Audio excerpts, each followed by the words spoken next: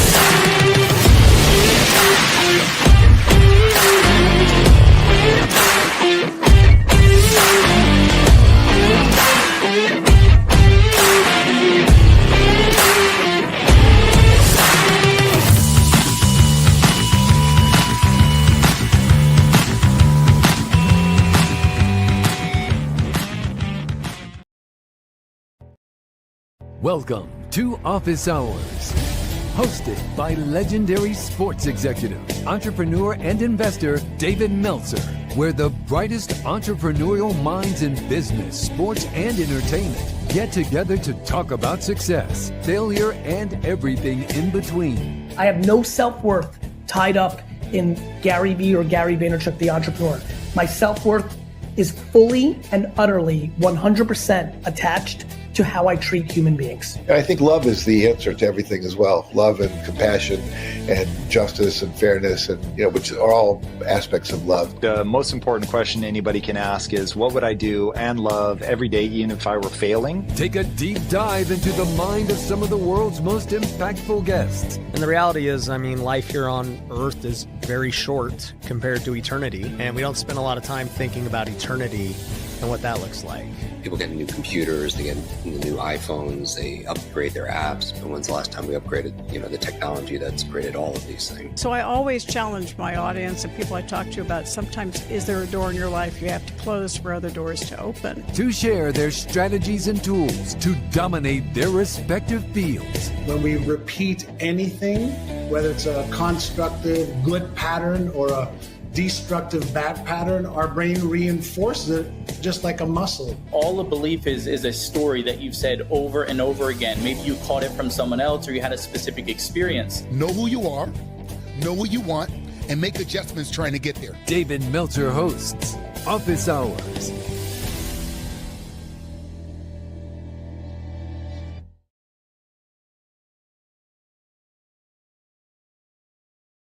No, go ahead, Omar. You're cutting it out. Good morning, everyone. It is time for Friday training.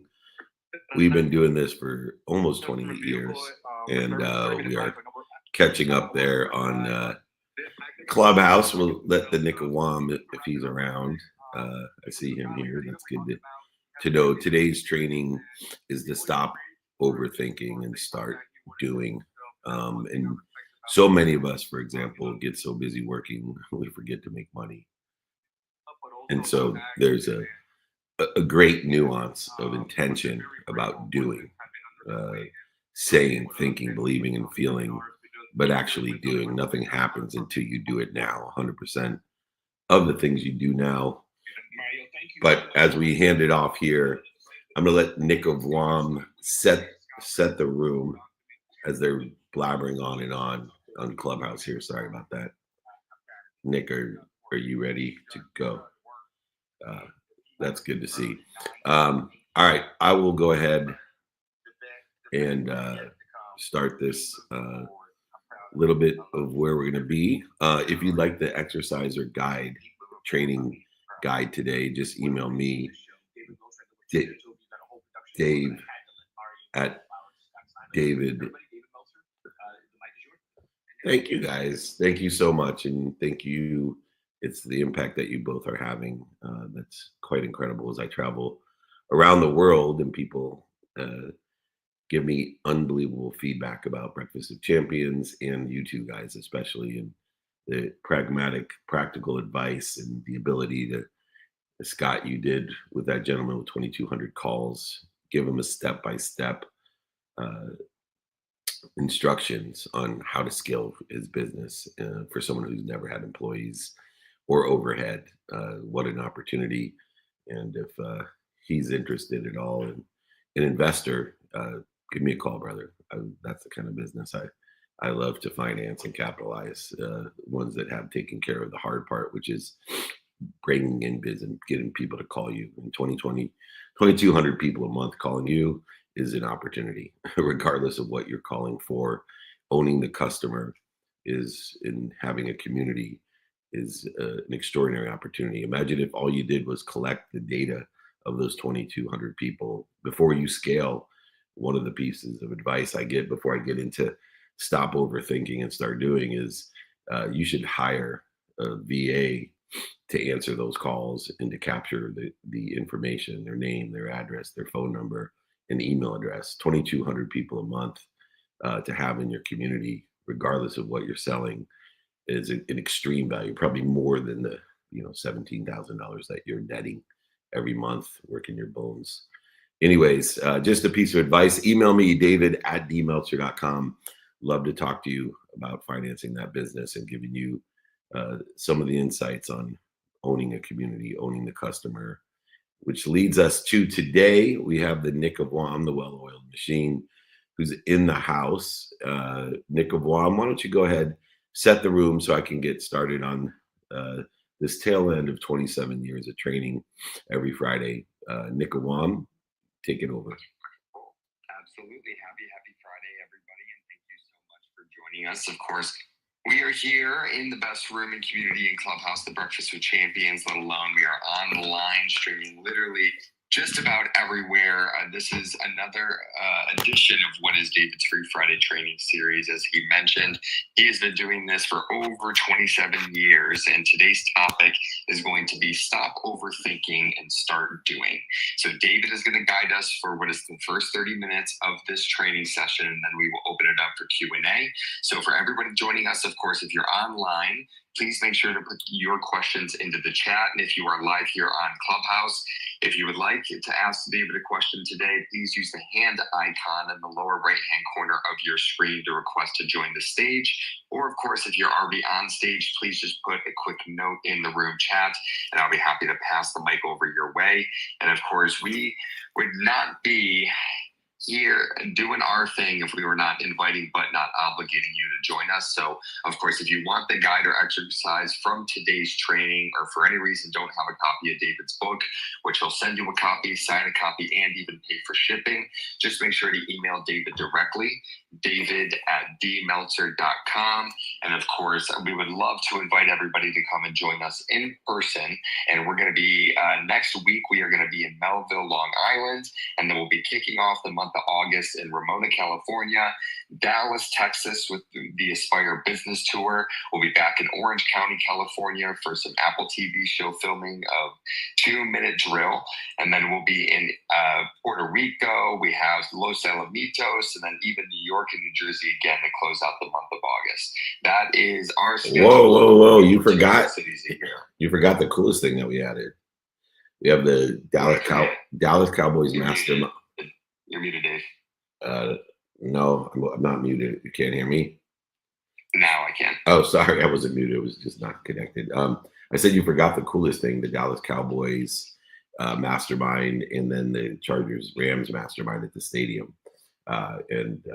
So those 200 cities, different things, even Nick, who is on top of everything, is not on top of everything. So we got too much everything. Nick, it's a good thing that you have texted 949-298-2903 to make sure that you're invited to the Dallas Cowboys Mastermind. And I think you might be leading the Chargers Rams one. So anything else that I forgot? Just one quick correction on that. For the reminders on where we're going to be, it is 949-298-2905. Yeah, I missed one. Yes. You had me thrown. Yes, exactly. But did you forget anything else? Outside of the Rams and the Cowboys, which I know we are already sold out on outside of our VIP lunch that day, and then of course the following week for the Rams and the Chargers. Those are the only two things forgotten. All right. I'm having a good time with you. Anyways, all right, it's Friday training. We're rocking and rolling. This is a fun training today because one of the biggest problems I've had in my career is the frequency difference between thinking and doing and analyzing and logic compared to emotion, the energy and motion. And one of the greatest lessons I've learned is don't get so busy working that you forget to make money. Don't get so busy thinking that you get nothing done. Overthinking is the most polished form of procrastination. Overthinking, analyzing, logicking is the most polished form of procrastination. We dress it up as preparation, analysis, and strategy. But in reality, it's fear pretending to be productivity. Let me repeat that. It is fear pretending to be productivity. And that creates a reaction to fear. And then that response to that reaction creates an interference between you and your activity and potential. The more time we spend spinning in our heads, the less time we spend building, learning, connecting, and growing. This training, if you'd like it, david@dmeltzer.com, david@dmeltzer.com, is about disrupting this cycle. It's about closing the gap between intention and action so we can stop getting ready to get ready and start doing. 100% of the things you do now get done. If you don't have a list of what to do now and to do next, you're creating interference, you're slowing things down, and you need to understand you are just polishing a form of procrastination. Whether you are a leader, creator, entrepreneur, your success will be determined by your ability to act with clarity, with harmony, with focus, and even in uncertainty. Let's shift from overthinking to execution and unlock the results that only movement can create. Nothing happens until we move. The first lesson in understanding that overthinking, stop overthinking and start doing, is overthinking is the enemy of execution. Overthinking, a polished form of procrastination, makes us feel overwhelmed. And that stops us from prioritization. Overthinking is fear pretending to be logic. It interferes with our energy, our intuition, our intelligence, our action. It drains our energy through that interference, installs action, and convinces us that planning is progress. But nothing happens until we move. So many talented entrepreneurs that I work with spend months analyzing a new product. So many authors I work with have so many different forms of and renditions of their book that a new book, a new product idea never launches. Some people have written 6 books and never launched one just because they're stuck in the overthinking mode and not the action mode. Meanwhile, so many competitors go live with a less polished version and gain market share. They make money, they help people, they have fun. They don't just sit around dreaming about what they want. Not to say you shouldn't utilize the AAA strategy to, yes, get alignment with what's doing well, what's stable and you think is doing well, and then take action and prepare for adjustment. But you can't spend your whole life in alignment, especially today where the speed in which the uncertainty and the change of value, emotion happens so quickly. You are going to be further and farther behind if you stick yourself in analysis when you can find out how the capabilities that you have with your product, service, solution, or brand are aligned with what's doing well, what's stable, and what you think is doing well. It's time to take action. Stop procrastinating with the polished form of overthinking, analysis, logic. Execution will beat the focus of attention every day. Execution is placing into respect the order of intention by doing and saying, and then thinking, believing, and feeling.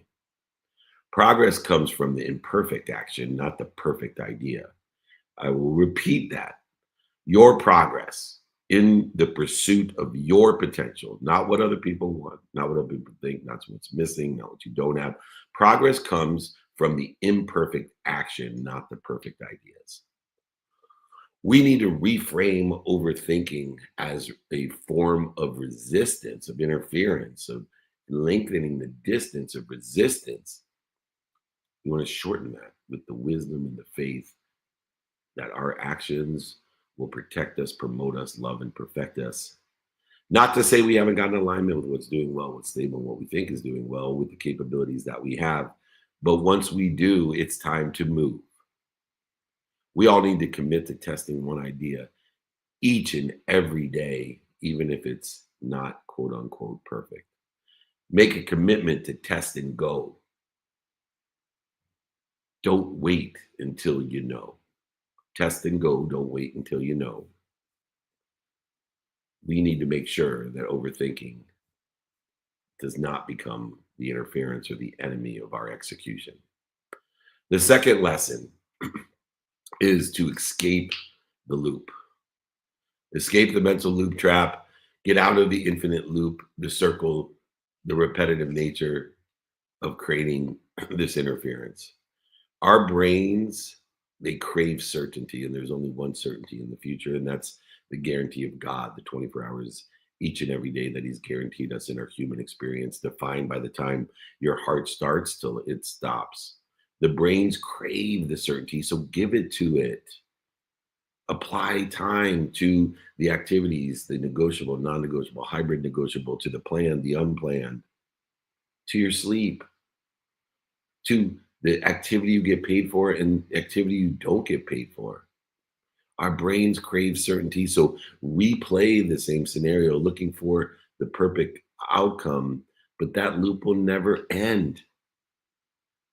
Put time into its place and apply the prioritization and the application of why. So many professionals that I work with debate switching careers for months and months and years, thinking through every scenario, but yet remain stuck in the same role, living the myth of Sisyphus, living their lives like tubes, food in and food out every day, year after year. But take the example of the previous at Scott Simon's show there with Ramon, the gentleman who has 2,200 calls in a business that he started while he was working another business, because he applied a certain amount of time and then shifted the amount of time that he spent on what he thought was his main gig into what became his main gig that used to be his side gig. He was just applying his why and utilizing the certainty of time, the 24 hours that you're guaranteed every day in the human experience, the time your heart starts till the time it stops. Every day you're allotted 24 hours for those behaviors. But most people overthink it and they don't do it. They don't do it for a minimum amount of time every day, the only certainty that exists. And our brains crave it. And so they stick into an attachment to the perfect outcome, and that loop never ends. Collapse the timeline. Ask yourself, with what I'm doing right now, will it matter in 10 minutes? Will it matter in 10 months? Will it matter in 10 years? For the sake of what am I going to do this? Overthinking is only going to stop me from doing. Let's use this 10-10-10 rule to break the analysis and paralysis that exists by asking us, for the sake of what am I doing it, and will it matter in 10 minutes, 10 months, or 10 years? Shorten these decision cycles to create momentum. Create the momentum by applying the time and the why to the activities you get paid for, unpaid for, sleep, and as well as planned and unplanned. Utilize time to align, not to overthink. Align with what's doing well, what's stable, and you think is doing well. And you will escape the mental loop trap that exists. The third lesson, count the hidden costs of inaction. Go ahead and quantify. If you don't quantify, you can't measure, you can't improve. Somebody needs to mute, by the way. There's some background sound, Nick, so if you can make sure everybody's muted. Count the hidden cost of inaction. Every moment spent overthinking, not aligning, but overthinking, is a moment you're not creating, connecting, and growing. Inaction has an opportunity cost. It has a price, a quantitative measurement. You can measure it with time, emotion, value, emotionally, financially, energetically. These hidden costs are far greater than the actual hard costs. Delaying a key conversation with a partner leads to a missed opportunity and an ongoing resentment, guilt, interference that will drain our focus for weeks, months, and years. Delaying other opportunities, options, and touches of favor will cause that response to the reaction to the fear, utilizing the opportunity costs for weeks, months, and years.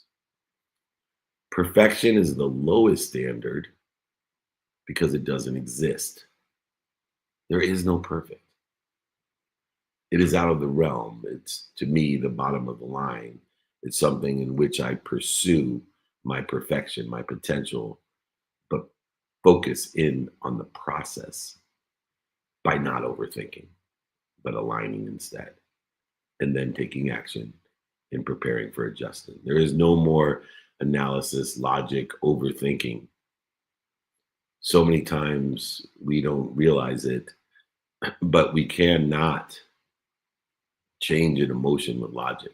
How many times have you gone to bed going, let it go, let it go, let it go, and wake up thinking about the same thing? How many times have we tried to out logic an emotion? There's only one thing at the same frequency as emotion, and that is action. And action will resolve that emotional interference and put you into a divine direction, or create a detour in its divinity, or allow in the predisposition of surrender the divine time that it takes to get to where you want to be or better. Each time you delay a decision, write it down, make it real, align it with what's doing well, what's stable, and what you think is doing. Write it down, make it real, quantify it each and every time you delay a decision.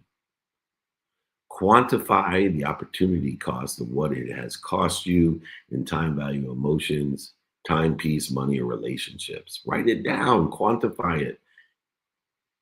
Don't overthink it. Utilize it to show you the hidden costs of inaction, the opportunity costs of inaction. Lesson number 4. Turn your worry, the duplicative negative in your life, right? Worry is not only a wasted emotion, but it's a duplicative negative because it interferes, worrying, with where you want to be. It creates overthinking, but it also is wishing for what you don't want. Turn worry into action. Turn it into productivity. Allow it to get you up, get you back up, get you started, get you back started.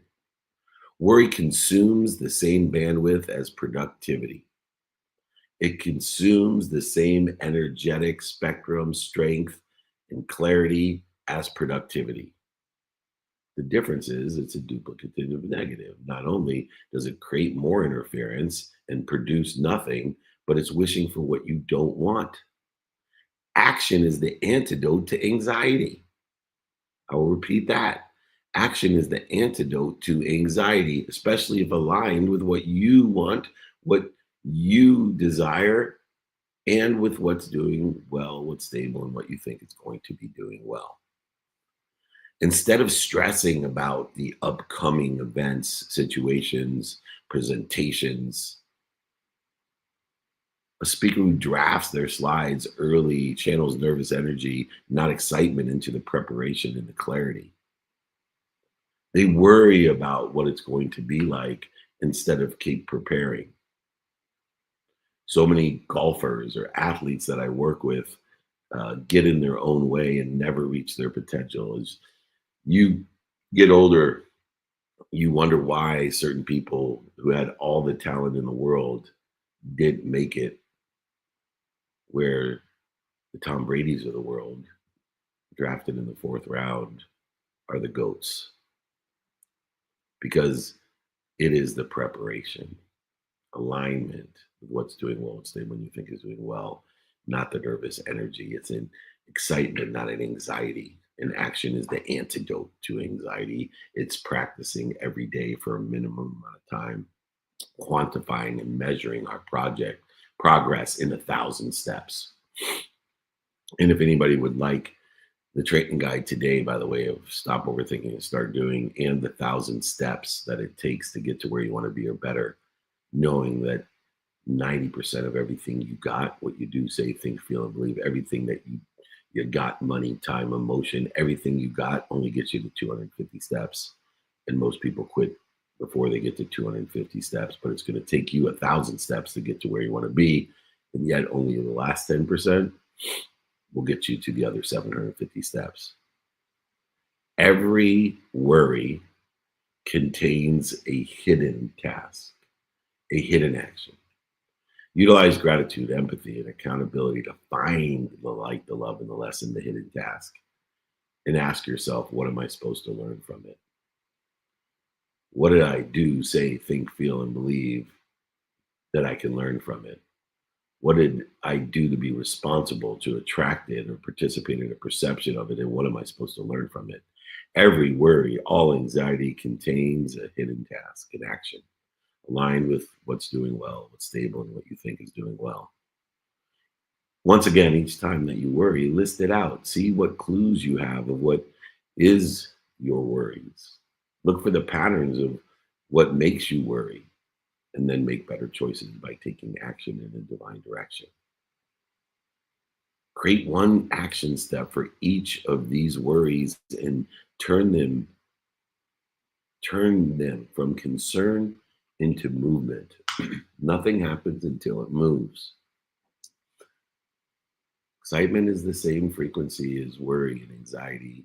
Change that concern into action to get you up, get you back up, get you started, get you back started, or get you there to where you want to be or better.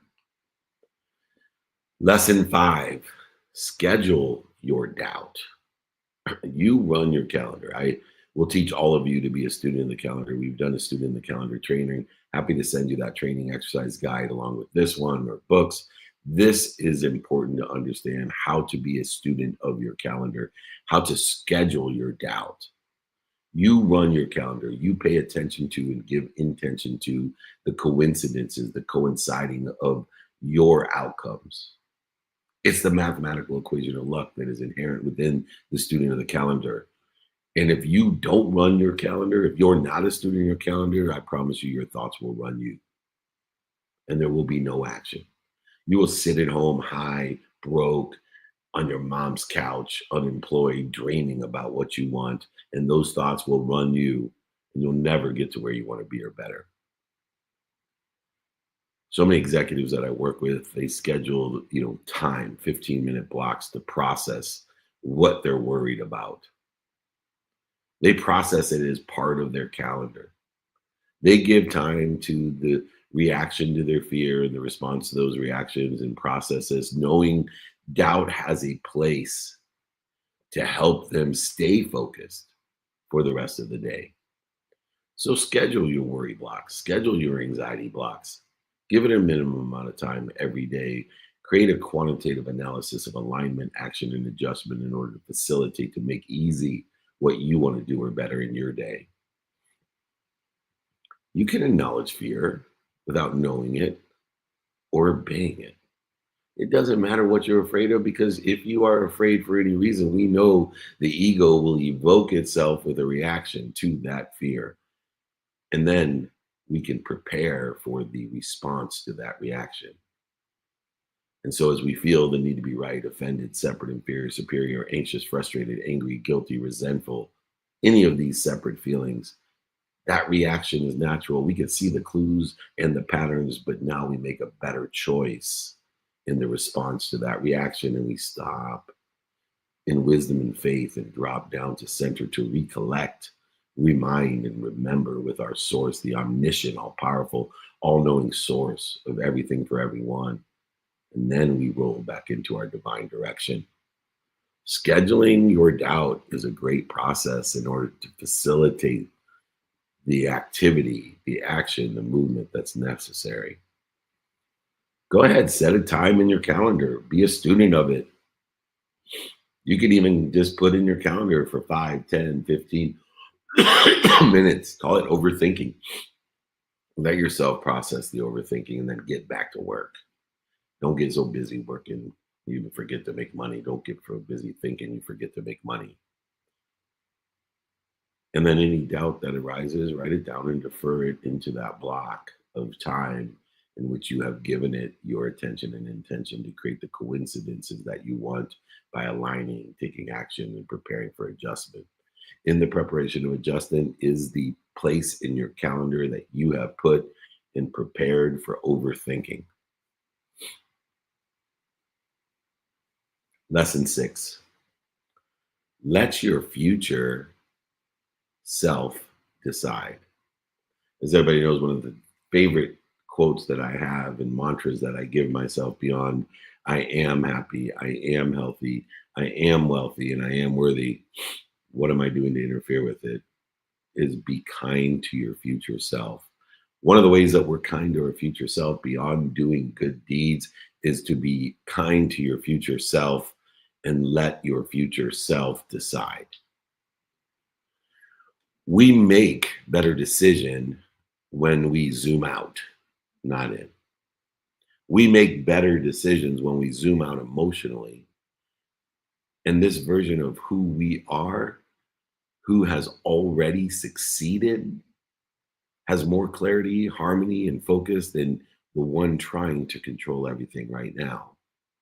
So many times I make statements about where I want to be or better and finish it or conclude it with it's done, it's done, it's done. I zoom out emotionally, giving myself a perspective of the version who has already succeeded. It's done, it's done, it's done. So many founders that I work with hesitate on a key hire. They hesitate on hiring until they ask, what would the future version of me do if revenue were double? Take, for example, our friend with 2,200 leads who hopefully will email me to help finance that business and guide and advise that business because it has the potential of what's doing well, what's stable, and what he thinks is doing well. He just needs people who sit in a situation that have already been there to ask for directions.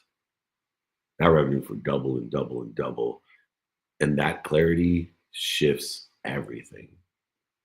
It's just what he does, says, thinks, feels, and believes. It's done, it's done, it's done. Letting his future self decide with aligning with what's doing well, stable, and what you think you're doing now. Taking action in the same trajectory, but preparing for adjustment.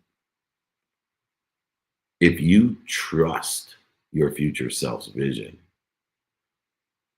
you will trust your future self's decisions. I'll repeat that. If you trust your future self's vision, you will trust your future self's decisions. Knowing you're in a divine direction, by knowing what you want, who you can help, who can help you, and how best to get it done, to prioritize that overthinking, the antidote to overthinking, overwhelmness, and procrastination. Stop polishing your procrastination and make those decisions for your future self. Give yourself time to overthink. Schedule it, minimum amount, quantify it. But when you feel stuck, just stop, drop, and roll. Ask, what would my most aligned self do? What would my most aligned abundant self do next? Know what you want in a trajectory of where you want to be and align the meaning of your past with where you want to be, knowing that the shadow that's cast from the past will shadow your future if you don't align the past with your future. You're only limiting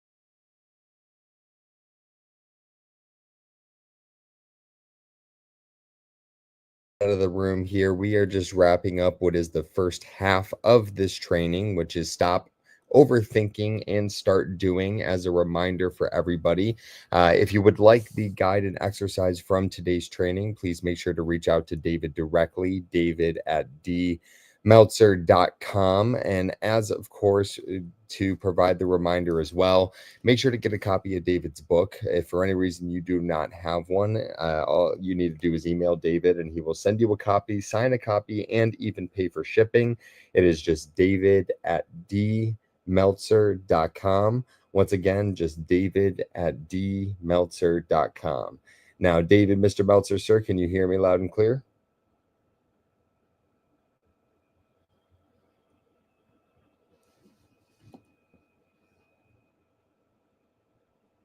Forms, including Clubhouse. Does that sound fair? Yep, that's no problem. So for our first question of the day, I'm going to go ahead and pass it over to the wonderful Colleen, who is always ready to rock.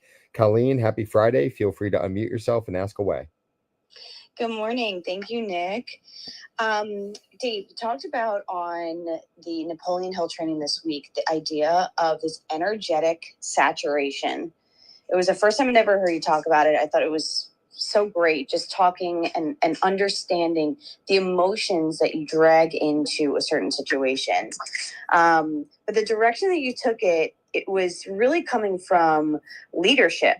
And bringing in too many minds and ideas. So I was hoping that you could give me your definition of that emotional saturation and how we could use it really in our personal lives.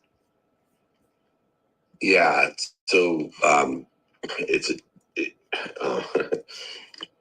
understanding that we are connected to and through an infinite abundant amount of emotion, of energy and motion. And inherent in the idea of utilizing it as a leader is to utilize it under the context of what am I doing to interfere with the infinite amount of energy and motion that I have. And so one of the examples, although I am not in as good a shape as I was when I was younger, I am not stronger, faster, smarter than that. For me, it was understanding what am I doing to interfere with it. And so within the context of emotional saturation as a leader is the acknowledgement of the infinite and the infinite amount of energy that we have. And so if you don't have the energy and you are eating right, sleeping right, drinking right, all breathing right, moving right, and you look at, the middle-aged mutant turtles like me who are far beyond where you are energetically or emotionally, then you're just interfering with it. You are interfering with that which is infinite that can be utilized in this energy and motion to get you to where you want to be or better. And so understanding that we have an unlimited amount of potential, and that potential allows us to accelerate, aggregate, and compound exponentially the outcomes that we desire. And to me, the saturation and understanding of that energy, that emotion that exists, is how we utilize it as leaders to see what we're doing, not only to interfere with ours, but with other people's as well. And so as I log back on here, I want to thank everybody for their patience. I got 3 computers that I'm running, and that answer hopefully was aligned as I'm trying to log in as well. Thank you so much. All right. Thank you, Colleen. All right. I am back, Nick of Wammer. And can you see me, hear me, feel me, think me? Yep. All right. Good to go. Let me conclude the training. And just to remind people, lesson 6 was let your future self decide. And it's trusting your future self vision to trust your future self's decision. Remind yourself it's done, it's done, it's done. Speaking of it's done, it's done, it's done. In conclusion of overthinking, stop overthinking and start doing, we must understand the truth is simple.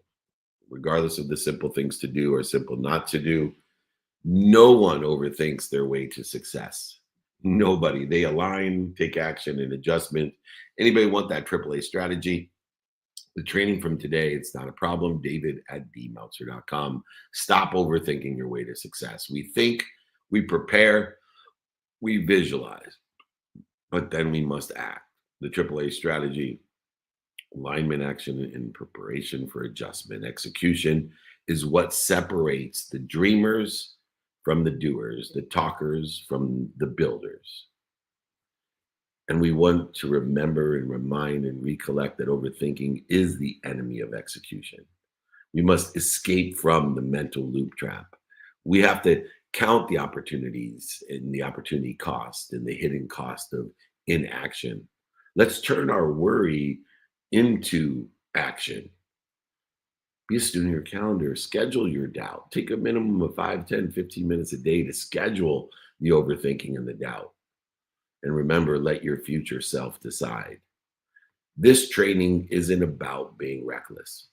It's about being intentional. Email me for this training, David at dmeltzer.com.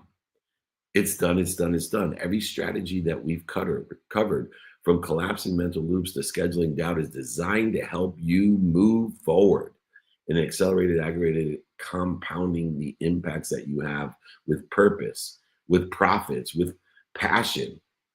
Remember, clarity and harmony is earned through action, not over analysis. The next time you're stuck in your head, stop, drop, and roll. Pause, breathe, and move, because your future isn't waiting for you to think about it. It's waiting for you to show up in it. Be kind to your future self. Do good deeds and make the decision to take action.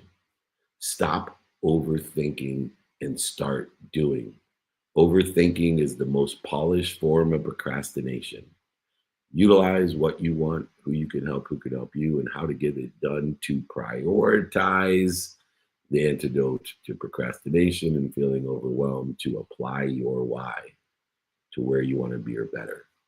This has been the Stop Overthinking and Start Doing training with a little bit of a pause and a technical glitch, but I'm blessed to have a great team with me, and I want to thank them and everybody for their patience. We do have some time to take more questions. Nick of Wam, why don't you go ahead, set the room, and let's take some more questions. Does that sound fair? Alrighty, let's do it, everybody. Thank you so much. And again, we are opening things up for Q&A for the Stop Overthinking, Start Doing training. And if you would like the guided exercise from today's training, you know where to go.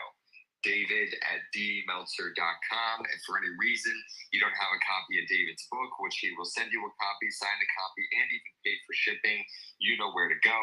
David at dmeltzer.com. And for everybody that is joining us and has a question for David today, if you're online, please make sure to put your questions into the chat. If you're live here on Clubhouse, either use the hand icon to request to join the stage, or even put a quick note in the room chat, and I'll be happy to pass the microphone your way. And for our next question, Dave, I actually want to take one here from the room chat on Clubhouse. And this is coming from Bradford Wally. And he is asking, would you rather have 2,200 customers that do not align with your values, or one customer that does? Customers. So if he was going to say prospects, I'd rather have 2,200 prospects that are not aligned with my value, that I could re-engineer their vision and their value into alignment of the articulation of value to exceed what I'm asking for. But as far as customers go, you're not in business if you have 2,200 customers not aligned with your value and one that is. You're out of business. That's guaranteed. So for sure, I would rather have one customer aligned that I could grow from and through than 2,200 that are costing me money. Look, in every business, Nick, 80% of your customers already would bankrupt you.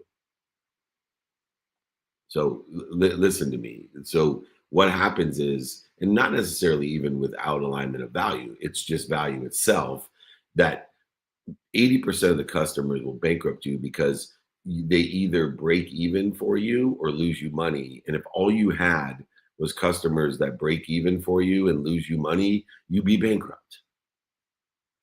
So beyond that fact that most people don't take an intention to the profitability, when you create an LLC, the first little box is for profit or not for profit. If you check for profit, then you better make sure that your customers are profitable, that you're making money so you can help people and have fun.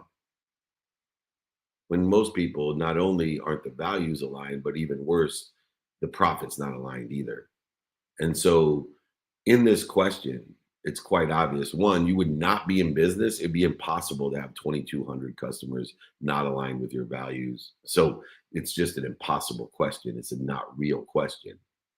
But if you're going to build a business or buy a business, would you buy a business with customers that aren't aligned, or with more customers that aren't aligned or not profitable, or with customers that are profitable? I would rather have 20% profitable customers.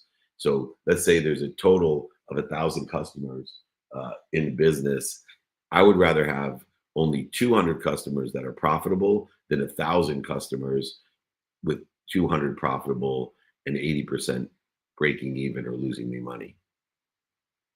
And so within the context of relativity, association, bleeding and feeding, derive the values of your business, the culture of your business.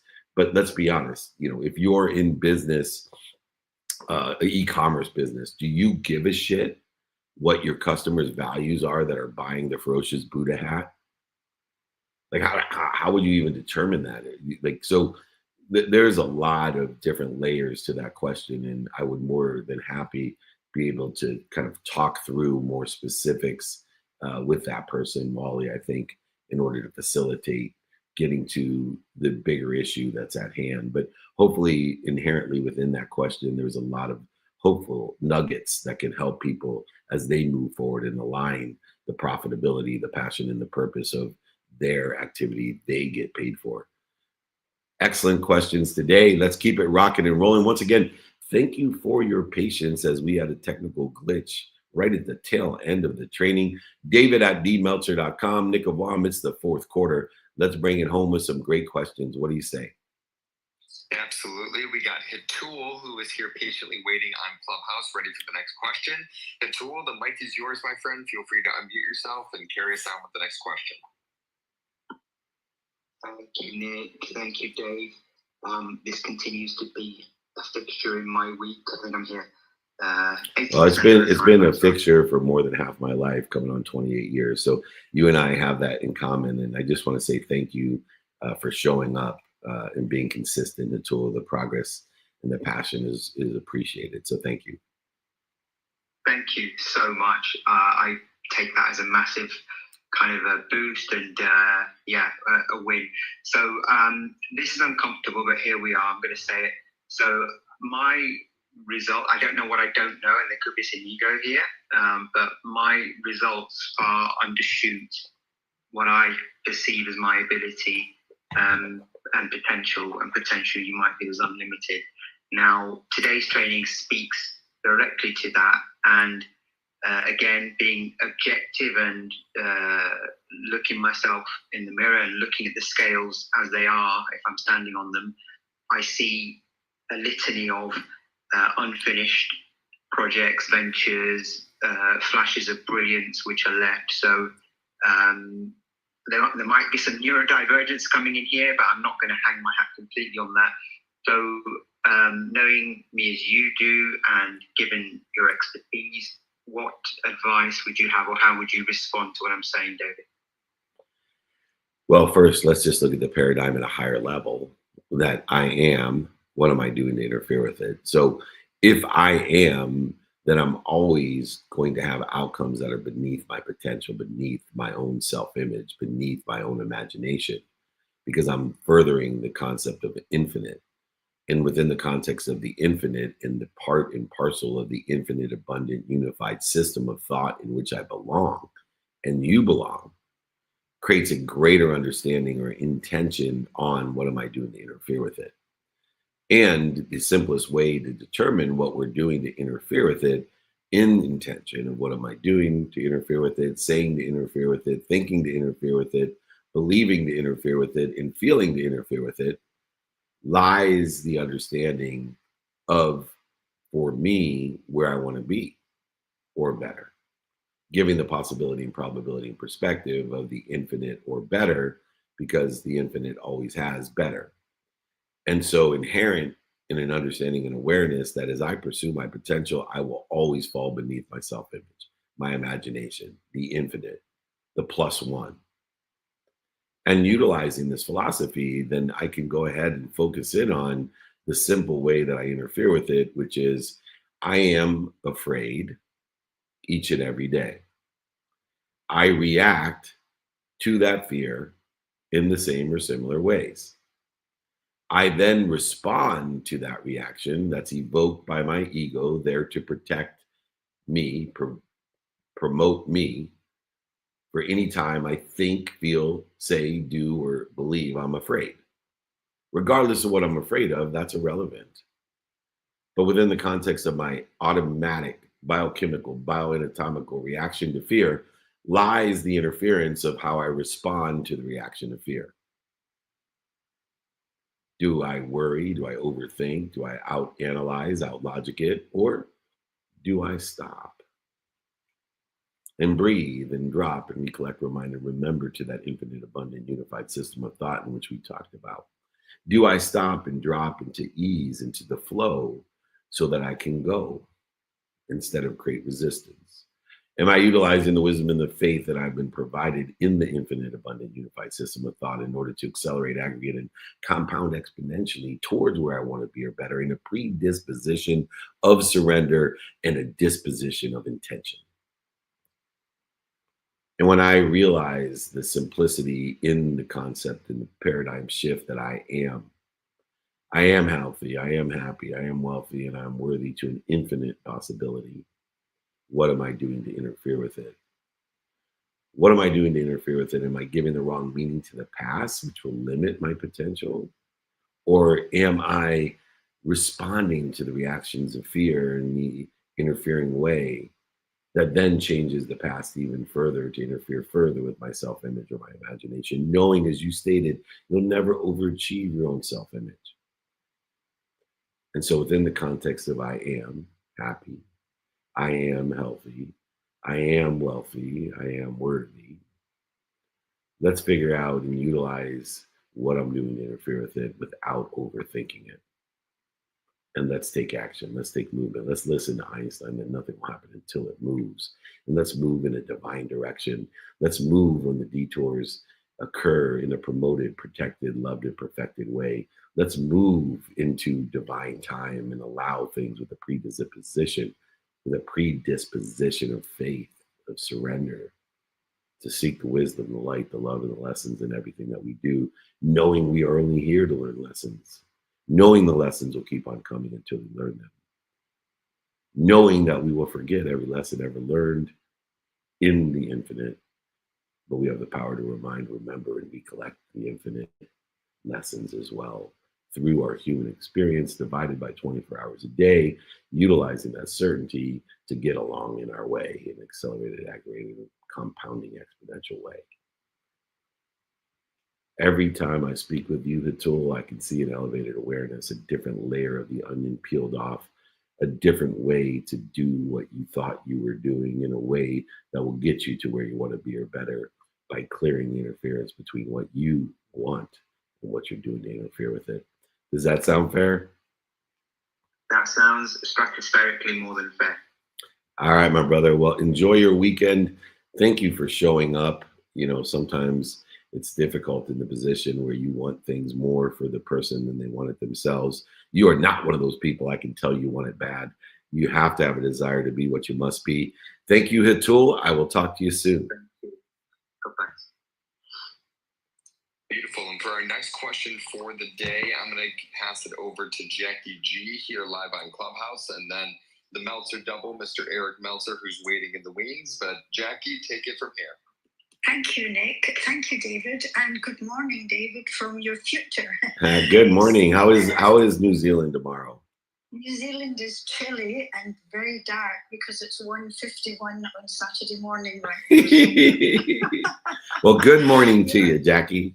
Good morning. morning. Now, I've been scribbling furiously when you talked about let your future self decide and be kind to your future self. First of all, what I'd scribbled down was, hold on a second, progress comes from, that was the first thing. Progress comes from the imperfect action, and don't wait for the perfect moment. That's what I was thinking. You mentioned test and go, don't wait until you know. And all that you were saying, really, analysis, I was thinking of like analysis paralysis, most polished form of procrastination, everything you've said, but reminded me of the Einstein quote, we cannot solve our problems with the same kind of thinking we used when we created them. So would you say really by being kind to your future self and letting your future self decide, you're acting as if you are your future self, and so therefore you make your decisions from the wish fulfilled. So you are actually making you're manifesting your future self, and so therefore you're thinking as your future self would be thinking, rather than you striving to be your future self. I couldn't have said it better myself. Even I could have said it better my future self. And next time I have technical difficulties, I think we'll bring Jackie G on to cover me, Nick, instead of you. That is exactly right. In the context of you can't solve a problem in the same consciousness in which it was created lies another asset, another capability that we have today that we didn't have in the past, which is an asset that I use, a capability that I use in order to facilitate, to make easy my future decisions of my future self, because it's done.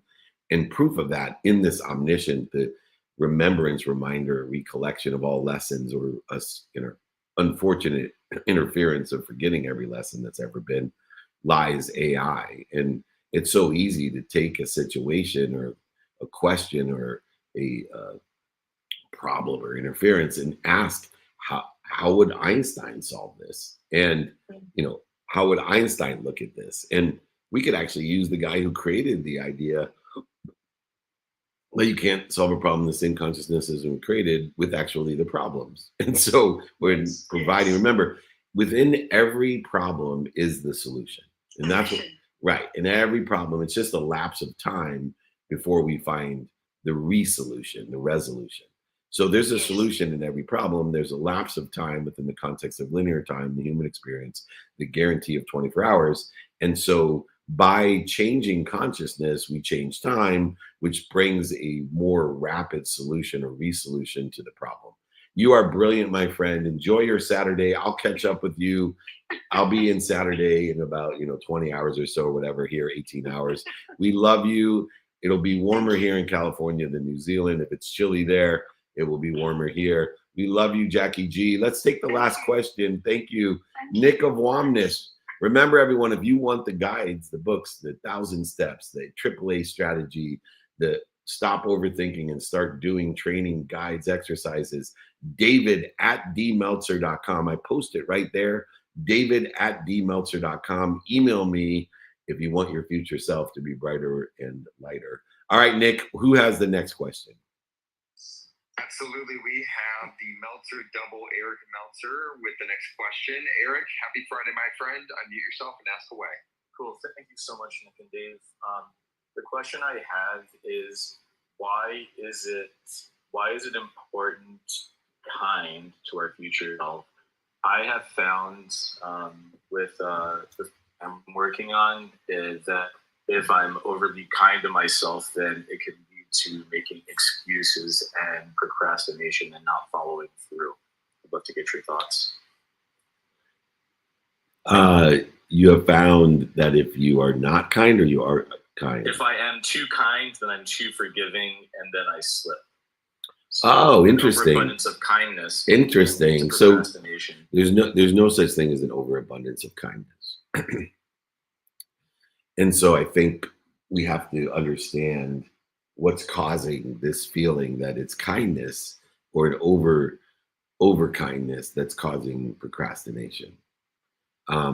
You must be defining some of the attributes of kindness incorrectly, because being kind to your future self and doing good deeds to illustrate it. So you may be caught into the context where you are utilizing forgiveness and justifying it to not do what you want to do or better, not pursue or be intentional about what you'd want to do.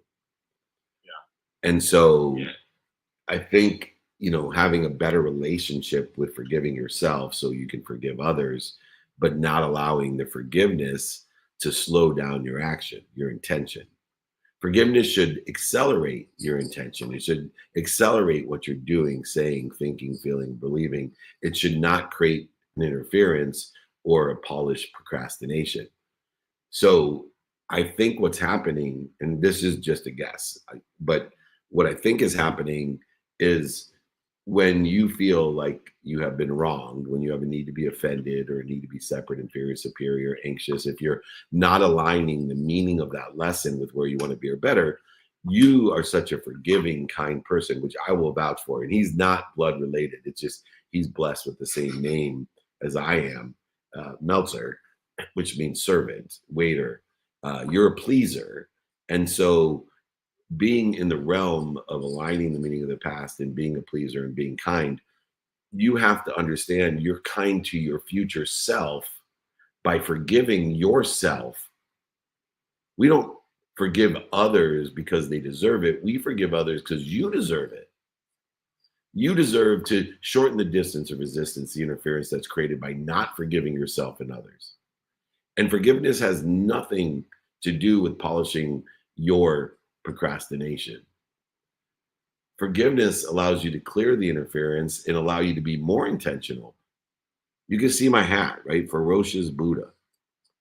The Buddhist philosophy is a predisposition of kindness, of balance and harmony, of the 81 verses of the Tao, the way. But I'm ferocious in that. I'm ferociously grateful. I'm ferociously forgiving. I'm ferociously accountable, and I'm ferociously inspired. Because I do say, think, feel, and believe aligned with where I want to be or better, and I forgive myself for everything that I'm learning. And any time that I inadvertently, unintentionally have hurt somebody else or been perceived to hurt someone else. Let's shift the way you're looking at forgiveness. Let's shift the way you're looking at kindness, make it a predisposition, and let's get ferocious about getting shit done. Does that sound fair? That makes perfect sense. Yeah, thanks. I'm going to have to listen to that again. So will That I. makes sense. All right. It's a great reminder, recollection, and reminiscence. This is David Meltzer. This has been the Stop Overthinking and Start Doing training. All of us need to do it some period of the day. If you would like a student of the calendar guide, AAA guide, the guide to this, exercises, books, email me, david@dmeltzer.com. Please, I will send it to you.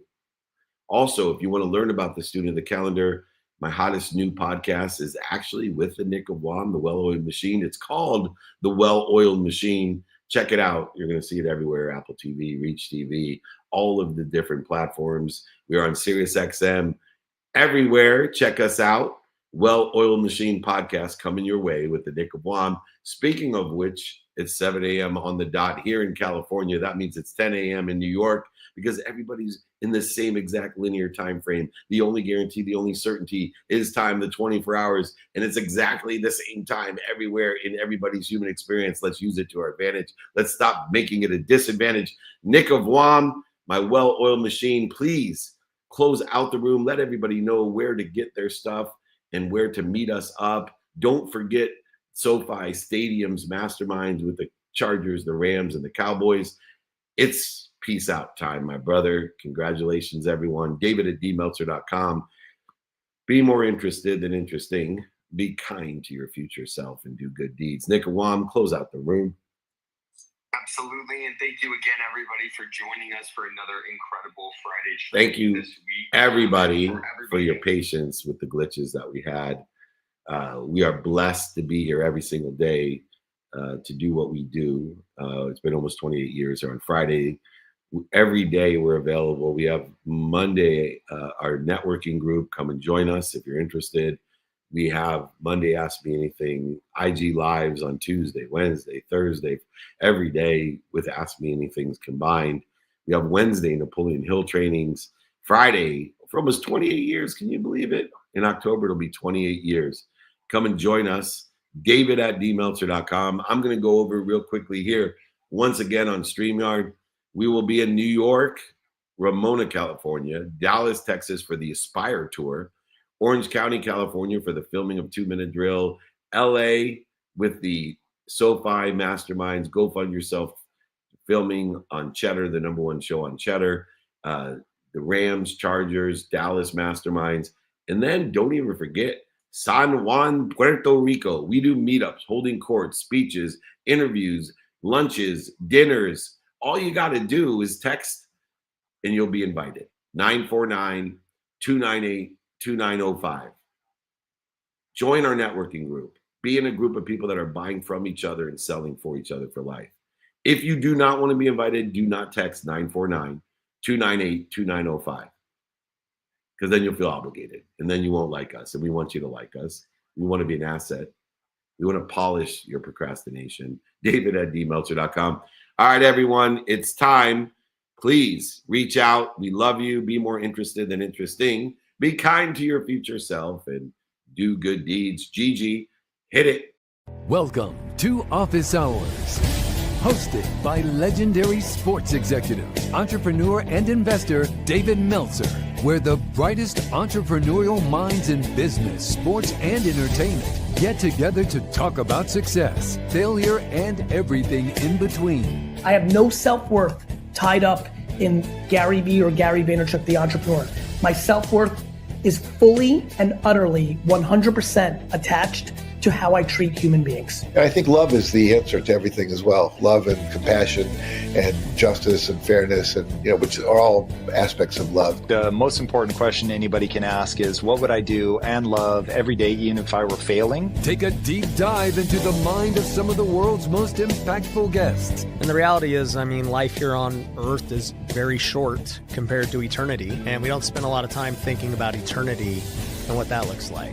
People get new computers, they get new iPhones, they upgrade their apps. But when's the last time we upgraded, the technology that's created all of these things? So I always challenge my audience and people I talk to about, sometimes is there a door in your life you have to close for other doors to open? To share their strategies and tools to dominate their respective fields. When we repeat anything, whether it's a constructive good pattern or a destructive bad pattern, our brain reinforces it just like a muscle. All a belief is a story that you've said over and over again. Maybe you caught it from someone else or you had a specific experience. Know who you are, know what you want, and make adjustments trying to get there. David Meltzer hosts Office Hours.